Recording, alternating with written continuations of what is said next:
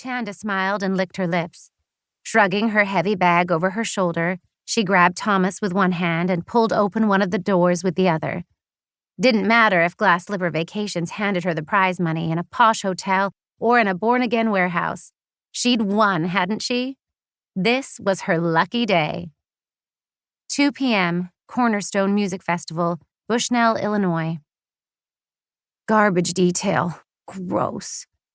Muttering under his breath, 14-year-old Chris Hickman pulled a full bag out of a can, tied it off, dragged it to the side of the service road, and shook out a clean plastic garbage bag. At least garbage pickup was one notch up from cleaning the showers yesterday. Now that was nasty. Still, once he put in his 4 hours each day with the work crew of kids from Uptown Community Church, he was free to hang out listening to the Music Fest bands. He'd counted a dozen music stages on the Cornerstone grounds, some of them starting at noon and going until midnight. The bands on the main stage each night really rocked. Reliant K, Res Band, a bunch of others, even with their Jesus this, Jesus that lyrics. Sound jacked up to damaged decibels, hands waving, bodies swaying, people diving off the stage, and they weren't even stoned. Chris grasped the neck of his green volunteer t-shirt and mopped the sweat off his face, glad that Cornerstone was 100 miles from Chicago. It wouldn't go down with his homies back on the bricks if they saw him wearing the wrong colors. He was still a shorty, a new recruit to the disciples, hadn't proved himself yet. Ducking into the next tent, a booth selling all kinds of Jesus t-shirts, Chris looked around for the trash can. But his eyes snapped to a guy with a spiky mohawk on one side of the tent, airbrushing caricatures onto shirts. Chris sidled over to watch. A white girl with tiny rings in her nose and her lip and a stud in her tongue posed for her caricature. "Make it say, 'I love Jesus,'" she grinned. "That'll freak out my parents." Chris watched the caricature take shape. Not bad, but he could do better. Had done better, though he usually had the wall of a building to work with. But the airbrush didn't look that different from using a can of spray paint. "Can I try?" he blurted. The guy with the mohawk looked up and frowned. He tipped his head at Chris's green Cornerstone t-shirt. "You a volunteer? They send you over to help?" Yeah, I'm a volunteer." "You got any experience? How old are you anyway?" Chris thought of all the L underpasses he'd decorated. "Yeah, lots of experience. A bit different, but I can do this." He ignored the question about his age.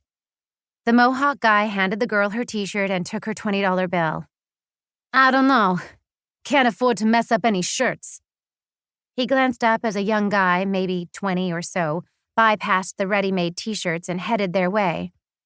"Need help, buddy?" "Hope so." College kid, clean cut. "I'd like a t-shirt with a picture of Jesus walking on the water, during the storm, and beckoning to Peter, with the words, 'Come to me.'" "Look, man, we don't really do... I can do it." Mohawk guy and college kid both stared at Chris. "I can do it. Let me try." Chris licked his lips. Could he do it? He knew that story from Sunday school. Once he saw a picture in a Bible storybook. But the picture had been drawn from Peter's point of view, looking at Jesus. Something about it didn't set right to Chris. He'd love to turn it around. The college kid grinned. "Why not? Let him try." Mohawk guy shrugged. "It's your money. If he messes up a shirt, somebody's got to pay for it." A white t-shirt was stretched on an easel. Chris tried out the airbrushes for a minute or two on some butcher paper, getting the feel for the colors, then set to work. A quiver of excitement expanded in his gut until his insides felt giddy. All he could think about was the picture taking shape on the material in front of him. The back of Jesus in the foreground, gnarly hair whipping in the wind, waves splashing about his feet, one hand reaching out toward a floundering boat in the background. Chris glanced furtively at the college kid, who slouched easily in the chair the girl had vacated. The figure in the boat took shape, leaning out over the choppy water, hand outstretched, longing in his face.